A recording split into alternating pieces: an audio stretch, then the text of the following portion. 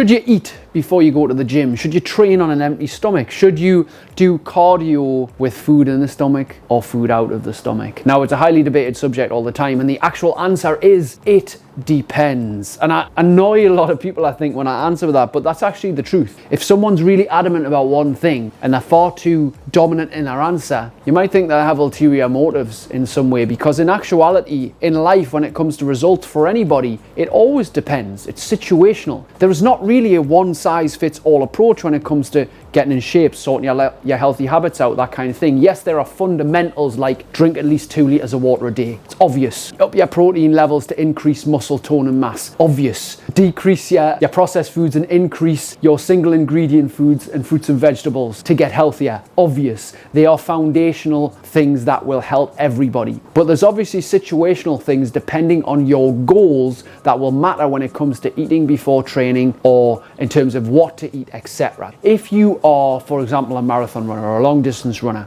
eating before you train is probably, you might have a banana or some kind of oats or something like that. It's probably very advantageous because you're going to need the extra energy to perform. You're going to need the glycogen, which is when you consume carbohydrate, what happens is it gets stored as glycogen, which is fuel for the muscles. Now, there's only a certain amount of storage for glycogen. It's actually around 500 grams in the human body. And because we consume, most of us, far too many carbohydrates, easy, quick things, obviously that tends to overfill, put weight on us as a result of excess calories. And it's very, very easy to get fatter and heavier on carbohydrate consumption. You don't tend to find many people who eat a lot of chicken breast and get fat because of too much chicken or tuna consumption. It doesn't usually work that way. It's usually the processed foods and the high carbohydrate foods. Now, if we keep with that example of the marathon runner and the fact that they're going to need the energy to perform and run long distance, then eating something beforehand is probably quite valuable to that person. Now, if you are a person who needs to lose 2 stone, for example,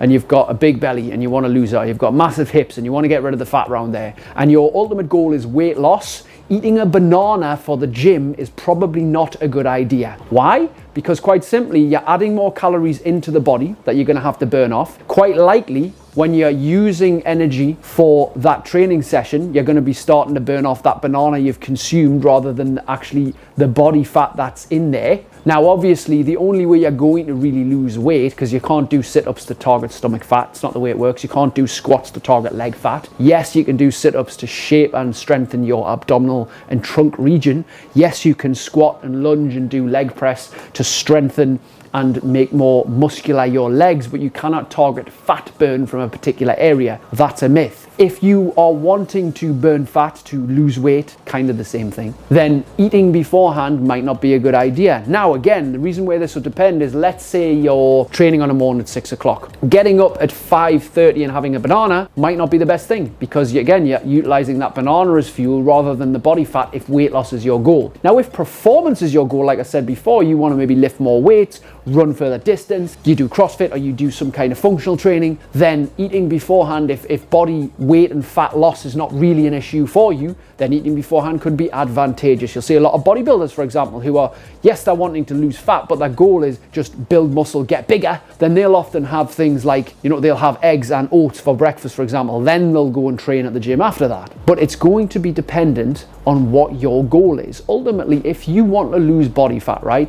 Now, the majority of people I deal with want to lose body fat. I'd probably say 70 to 80% want to lose some kind of body fat, whether that be from the belly, around the hips, whatever it is. They want to lose weight and tone up. That's the biggest goal I get. If we eat better and we eat more well, as in we get rid of processed foods as much as we can, not to eliminate them entirely, but drastically reduce them. If we take out deep fried foods almost entirely, maybe treat yourself to it once a month, something like that. If we try to eliminate the sugary dairy products like your chocolate, your milk chocolates, things like that, and we reduce it drastically, you will notice a hell of a difference in your energy, a difference in your body shape, a difference in your overall mentality, because you're getting rid of chemicals out of the diet. Now, when it comes to getting in shape, yes, you can get in shape by eating a McDonald's every day if your calories are low and you're doing resistance training and you're training hard. But in the reality of it, you can't out-train a bad diet. Now, yes, you might look all right and still consume crap food, but eventually that will catch up with you. It may catch up with you in the form of diabetes later on in life because you've been consuming far too many carbohydrates for far too long. You could be hit with potential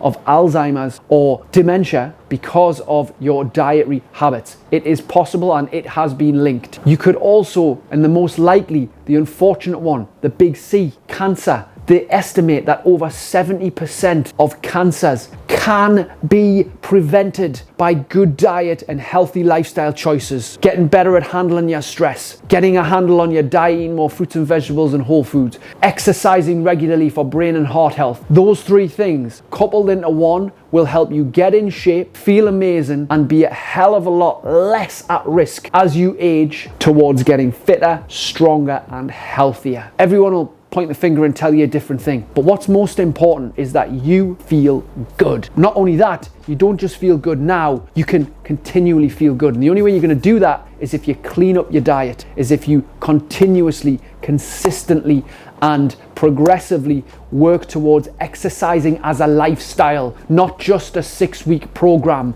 or a 12-week shred or a 6-month stint. You exercise regularly, almost daily, as a lifestyle. And once you crack that whole code, it doesn't really matter whether you train fasted or whether you have something to eat. It doesn't really matter whether you choose to do marathon or lift weights. It doesn't really matter whether you're 9% body fat or 15. You know, it doesn't really matter if you've got it cracked as a lifestyle. If you're fit, if you're healthy, if you're active, then you are going to be happier. And those two things fit together, fit and healthy. We say it together. Don't be the fit, fat one. Don't be the one who just eats vegetables and fruits, but can it run up the stairs or can it run for a bus? You know, you have to put the two together, fit and healthy. That's ultimately the way that I imagine you want to live. And if you want to live that way, follow more of my content because I'll see you on the next video. If you'd like to learn how to create outstanding levels of energy, motivation, and self-control, my second book, Supercharged, the modern day guide to doing exactly that, is out now.